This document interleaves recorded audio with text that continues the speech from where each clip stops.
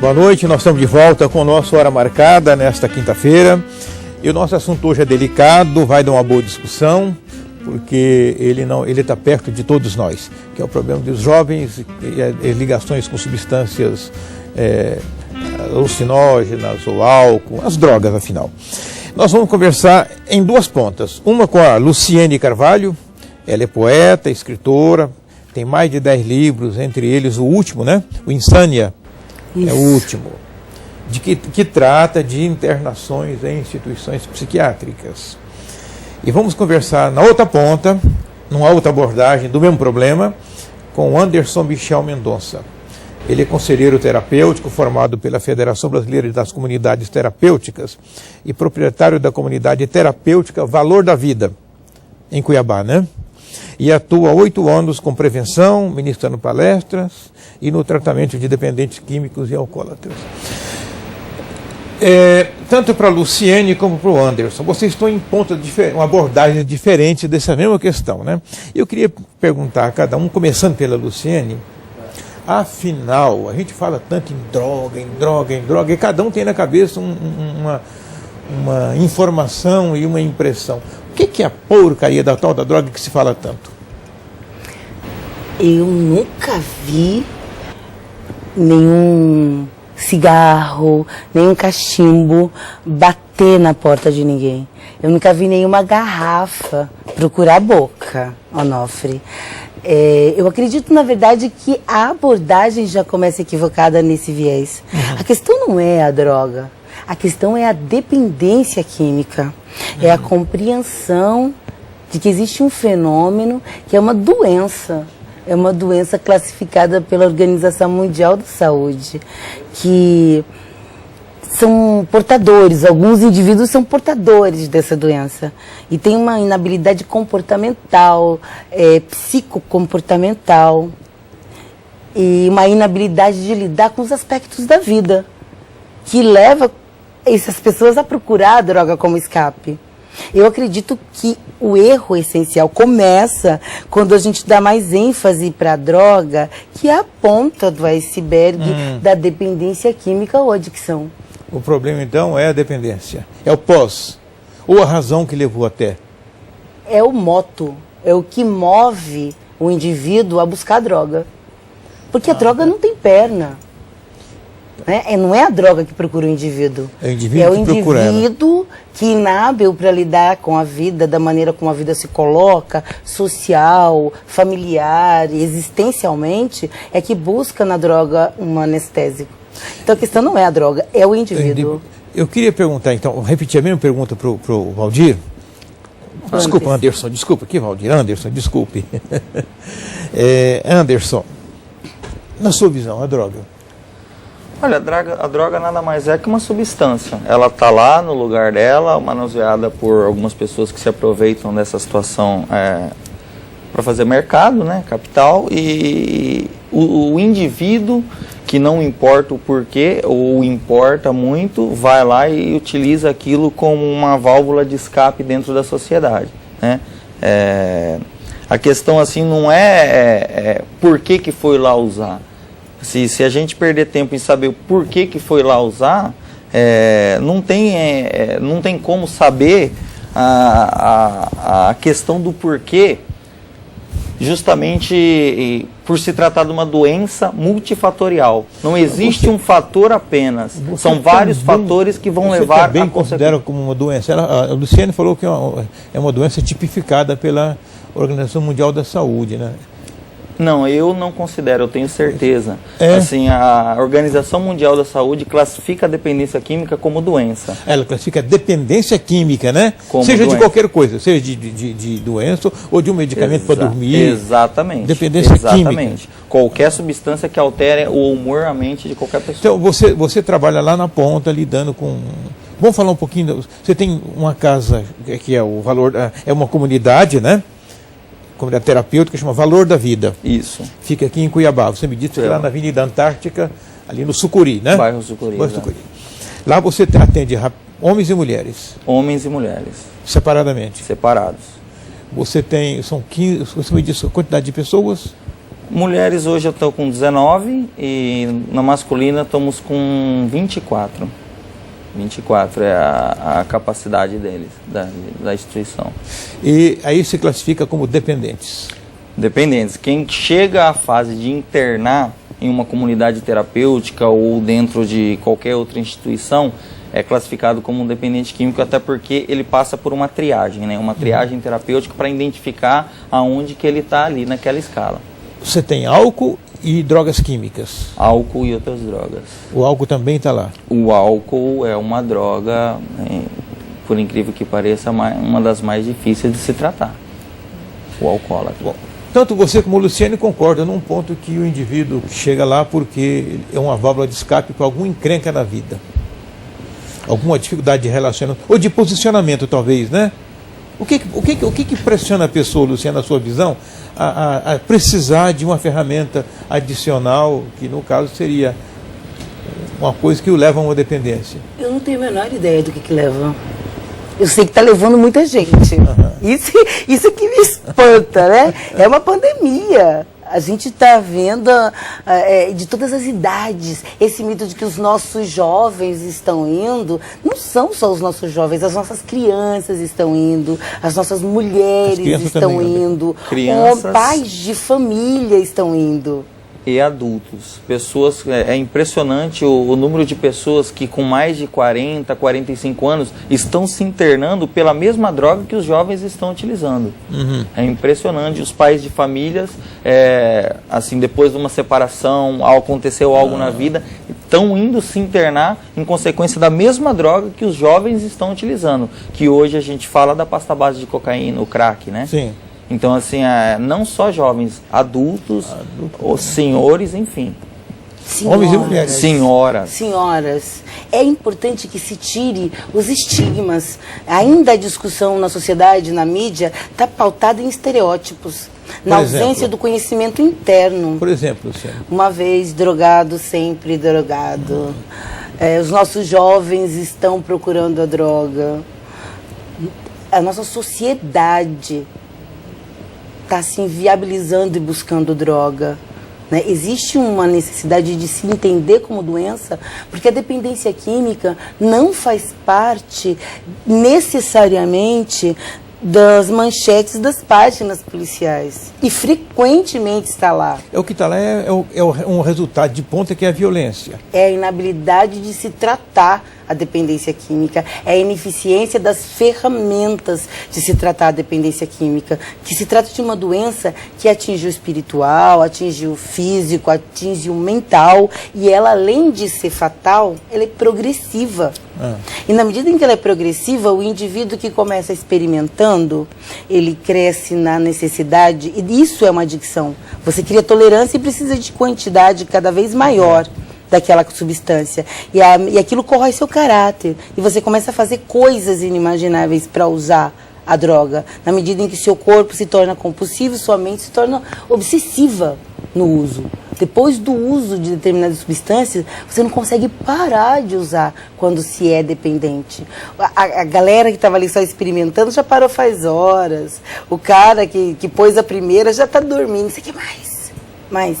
Esse aspecto progredido acaba assim, matou pai e mãe, matou a avó, assaltou o banco. Eu aprendi a conhecer os sinais da minha doença quando progredida nas manchetes de páginas policiais. E esse é motivo de grande dor. E ela frequenta também os prontuários de hospitais psiquiátricos, que não oferecem nenhuma saída de tratamento, só de sedação, humilhação. Antes de a gente entrar nessa questão do tratamento, que você está cuidando disso, Anderson, mas talvez a gente esteja lidando ainda com o problema no começo, ou ele já avançou o suficiente e já deu tempo de ter se preparado uma forma de lidar com ele, com a dependência? Olha, já deu tempo sim, e assim, já não avançou o suficiente, já se alastrou. O problema está alastrado tanto vamos dizer, na mansão, quanto nos bairros periféricos, quanto nas famílias tradicionais, quanto naqueles que não têm família. O problema hoje é assim, geral. Não existe dependência química, não escolhe bairro, não escolhe cor, não escolhe classe social. Dependência química está lastrada. E nós não temos... Ainda não fizemos um programa de lidar com isso. Não fizemos porque também não existe interesse dentro da questão política do nosso Estado ou talvez no Brasil. Não fizemos porque não tem interesse. Porque a maior solução para o nosso problema se chama prevenção e todo mundo sabe disso. E isso não é feito dentro do Estado. Na semana passada, Anderson, nós trouxemos aqui o comandante do batalhão de trânsito e um médico do pronto-socorro, o doutor Euso Carvalho e o coronel Batista. Eles disseram que a quase totalidade dos acidentes, quase a totalidade do dinheiro do SUS que vem para o pronto-socorro, 6 milhões por mês, é consumido com acidentes de moto que estão ligados a drogas e álcool. Um pouco de imperícia, mas basicamente é isso. Então, já deu tempo de ter cuidado desse assunto, né? Mas eu queria perguntar, antes de nós falarmos desse cuidar, o Anderson, o Luciano já levantou o assunto e você já levantou aqui. O que houve que fez essa revoada? De todo mundo, de repente, adultos, senhoras, estruturadas, crianças, jovens, de repente acham... Quando a gente não tem uma resposta exata, normalmente a gente classifica como multifatores. Vários fatores que vão levar a uma consequência só, a uma causa só. Talvez a principal dela foi a questão da desestrutura familiar, né? Quando a família começou a se desestruturar, até a questão da desigualdade social, ou a mãe precisou ajudar o pai dentro de casa, aquela questão toda, a família começou a desestruturar e os filhos acabaram ficando sozinhos. Você considera a família a célula madre da sociedade? E o que você acha disso, Luciane? Eu acredito que das questões familiares, para mim, é mais grave a comédia da hipocrisia da vida privada. Porque a família começa maquiando o fato, mentindo, não vamos falar sobre isso, ou vamos falar sobre isso de porta muito fechada. Ele está com um probleminha com droga. Não, ele está andando com más companhias. Quem ganha com isso é a progressão da doença. Porque quando a família toma pé da gravidade do que está acontecendo, porque está sendo roubada, porque está vendo aquele menino que inicialmente era de ouro, que tinha toda aquela promessa de ser um menino que ia terminar a faculdade, ou aquela menina que só dava orgulho para a mãe e de repente desanda, que é essa expressão que a gente usa, a família acorda da hipocrisia da máscara quando a doença já está progredida, e isso adia. Mas antes disso, Luciano, o Anderson falou que é na família que desestruturou, a mãe vai trabalhar, saiu de casa, e a família já não é mais aquela família com autoridade clara, pai, mãe, irmãos, ou hierarquia, obediência, né? Mas, então, nós temos... É a família, mas não é que a família desestruturou, talvez, e não fosse o caso de que a família não é mais que aquela família faliu, o tipo de família, esse modelo de família não serve mais? Nossos ídolos ainda são os mesmos, mas essa aparência já não engana mais. Você disse que depois deles não apareceu mais ninguém. Eu acredito que a desestrutura da família, a ausência dessa coisa de figura de referência paterna, eu até trato disso na questão dos quintais e família cuiabana. Porque não é o pai necessariamente, mas a figura do avô que substituía, essa coisa mais estruturada que apoiava e dava suporte para o desenvolvimento da educação. Isso se perdeu por completo, né? As famílias se isolaram em pequenos grupos e ao mesmo tempo estão desestruturadas. Mas eu conheço grupos de ajuda mútua e tenho observado alguns adictos buscando programas de recuperação, e tem um outro fator de pressão social que me incomoda muito, que é a questão do consumo. Então nós vamos falar do consumo no próximo bloco. Voltamos daqui a pouco com o Luciano Carvalho e com o Anderson Michel Mendonça. Já já.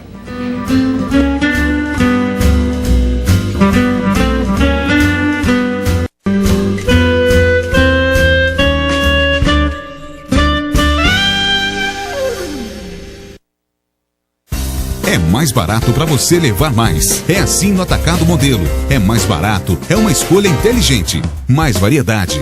é mais barato para sua casa. Mais economia, é mais barato para o seu comércio. É grande quantidade, é mais barato para sua fazenda. O Atacado Modelo faz bem para o seu bolso, sem perder a qualidade na sua casa e no comércio. Aproveite todas as vantagens desse novo jeito de comprar. Aceitamos todos os cartões de crédito. Atacado Modelo, é mais barato.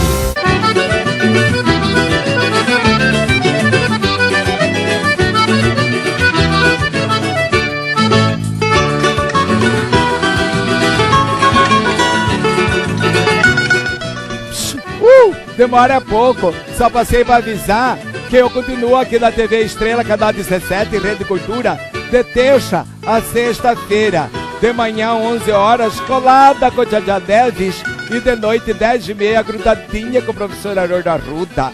Agora, se você não quiser assistir, problema é seu, eu continuo aqui, TV Estrela, a TV que você se vê.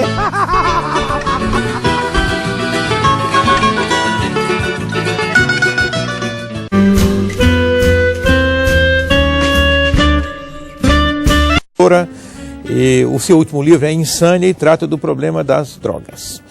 E o Anderson Michel Mendonça é conselheiro terapêutico e ele dirige a comunidade terapêutica Valor da Vida aqui em Cuiabá e lida com pessoas internadas, homens e mulheres, com a questão da dependência química. Você falava do consumo, Luciana, vamos falar sobre isso? Como causa? É controverso, que fica maior do que a família, maior do que o problema da família, da desestrutura? Eu acredito que a pressão do consumo enlouquece. Uma das queixas mais recorrentes com relação à dependência química é roubo. E o que é roubar? É roubar buscar ter acesso àquilo que não se tem. Né? A pressão do consumo desarticula o indivíduo, a expectativa, não, você vai formar, vai ganhar dinheiro, vai comprar casa, vai comprar carro. A formação do mundo capitalista, na minha compreensão, na pressão do consumo, do acesso aos bens de consumo, é motivo de pressão e enlouquecimento na adolescência, na juventude. Um terceiro elemento, assim, para mim é família, consumo, e o terceiro é sexualidade. Não dá para afirmar isso a todos os dependentes. Não dá porque, assim, são histórias diferentes. Apesar de ser parecidas, que tipo de história você enfrenta mais frequentemente lá? Olha... A comunidade tem 8 anos, né? 8. Não, eu trabalho isso há 8 anos, a comunidade tem 3. Pois, mas é muito tempo. Se você... Então passou muita gente por lá. Que leitura, que média você tem, assim, das ocorrências? Os principais problemas que a gente enfrenta, sim, é a questão familiar, como eu coloquei no primeiro caso, e o uso e abuso da substância. O que o dependente fez para conseguir conquistar e ir atrás da droga. Às vezes roubou, às vezes manipulou, às vezes mentiu, às vezes traiu, às vezes teve vários tipos de ocorrências, até policiais, enfim. Uma sequência, né? Progressivo, como diz a Luciana. Exatamente, é bem progressivo. Começa com roubo dentro da própria casa, começa com o álcool na própria família, com o cigarro do pai que estava escondido que pega, né? E vai se refletir lá dentro da sociedade. Vai se refletir dentro do roubo, dentro do supermercado, dentro da bolsa da senhora na rua, e muitos deles passam por instituições como cadeia, enfim.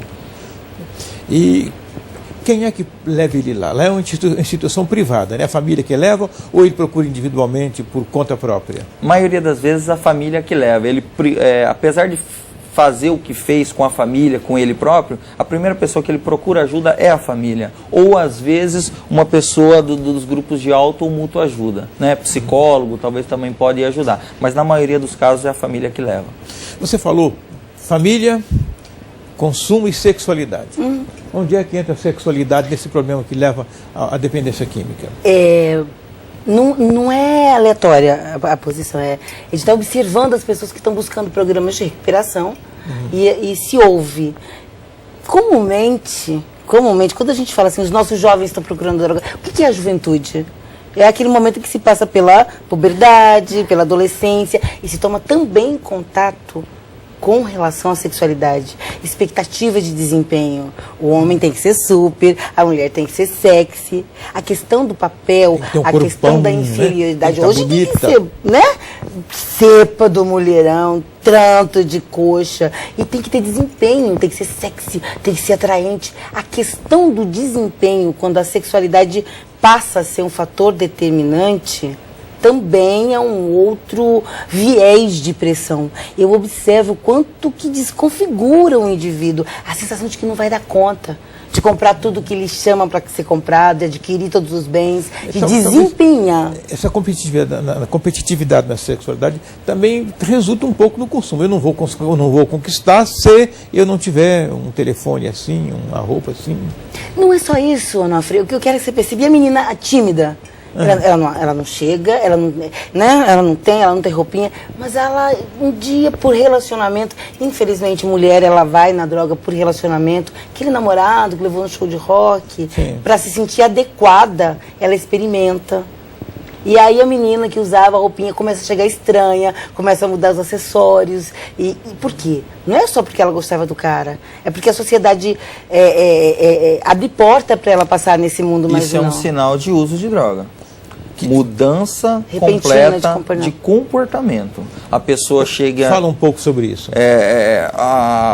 O indivíduo está em casa, normal, sempre estudou, sempre procurou ficar com a família. Um belo dia ele sai, experimenta a substância, começa a se vestir de maneira diferente, começa a pronunciar gírias diferentes, começa uma questão da rebeldia, né? Que é até normal na questão da pré-adolescência, na adolescência ali. Enfim, então assim, sinais de que alguma coisa está errada. Passou da hora da família conversar. Passou da hora conversar. Aquela família que não dá o apoio quando criança vai ter que dar o apoio duplo na adolescência. Eu queria fazer uma pergunta para vocês dois. Há uns anos atrás, já faz alguns anos, muitos anos, quando se implantou em Cuiabá o CVC, Centro de Valorização à Vida, atende o telefone, pessoas que estão com problema. Eu entrevistei a moça que estava instalando o CVC em Cuiabá. E ela me disse que o assunto nosso era suicida. E ela me disse que o suicida, antes dele cometer o ato final, ele dá um monte de sinais.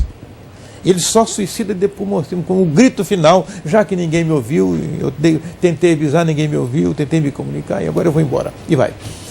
Na droga. Quando você acabou de falar aí que ele muda o comportamento, falou que muda o comportamento. Por que ele muda o comportamento? Para ser aceito na outra tribo? Ou porque mexeu nele lá em algum neurônio dele e as conexões mudaram? O que mexeu nele? Na maioria das vezes para ser aceito pelo grupo onde ele está inserido, ou onde ele quer estar inserido. Por isso as gírias. Por isso a maneira de falar, o jeito de se vestir, a maneira de andar, a maneira de que trata a família.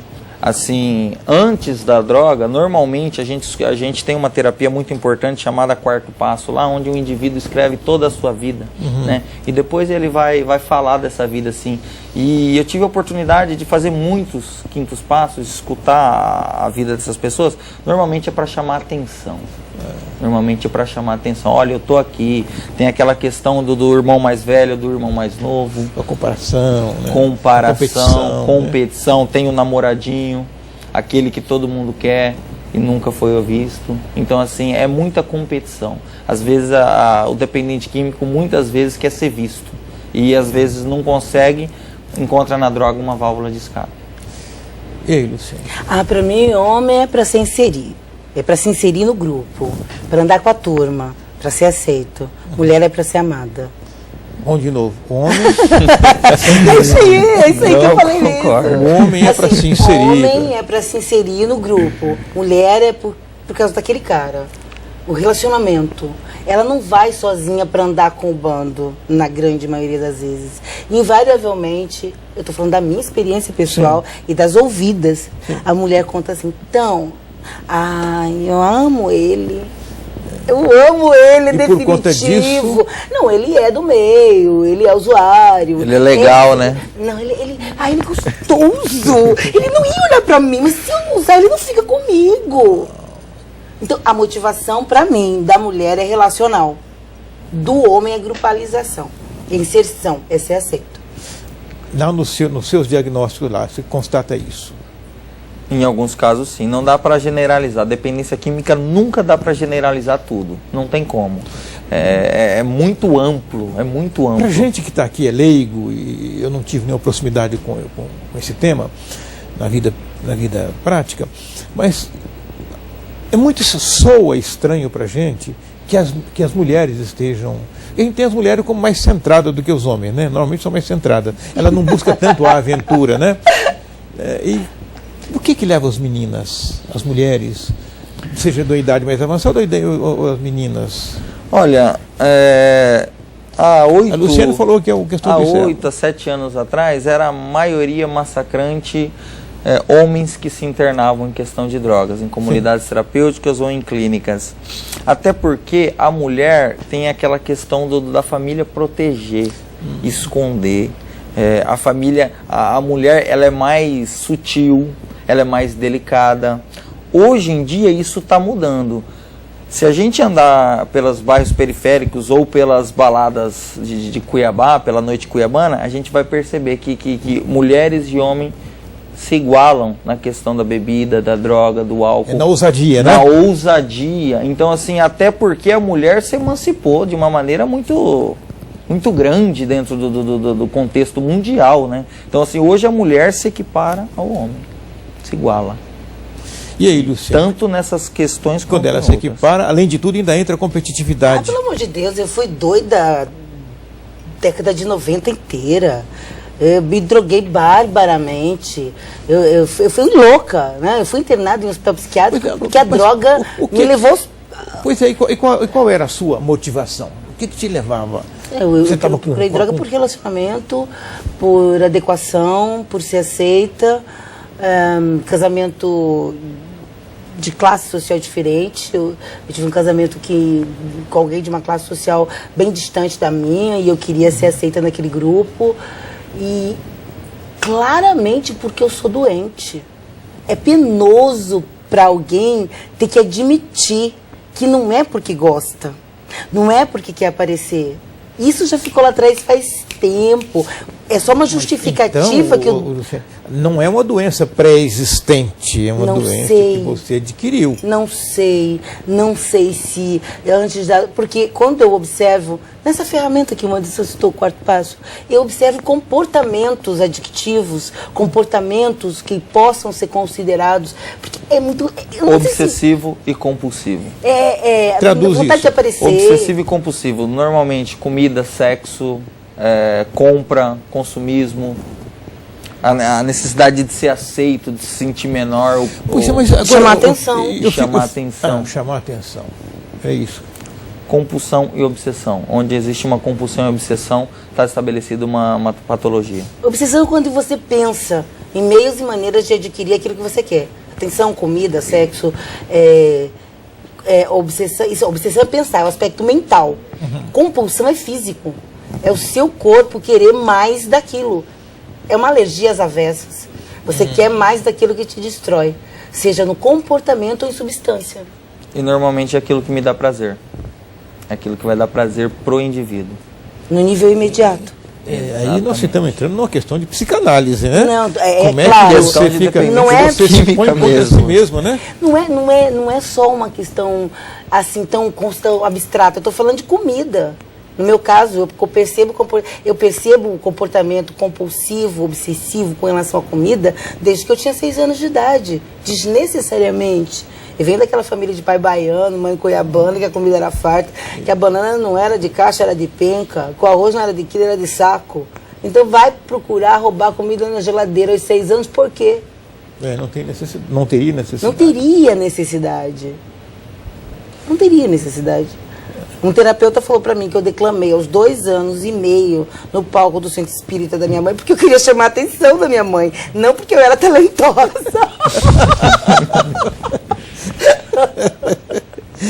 Anderson, eu tenho aqui uma pergunta que veio por e-mail, mas eu acho que nós vamos respondê-la no próximo bloco. A pessoa perguntou o seguinte, a Júlia Rodrigues mandou por e-mail a seguinte pergunta: você que lida diariamente com casos de dependência em vários graus, como a família deve proceder aos primeiros sinais de mudança? Vamos ao próximo intervalo e no bloco nós falamos.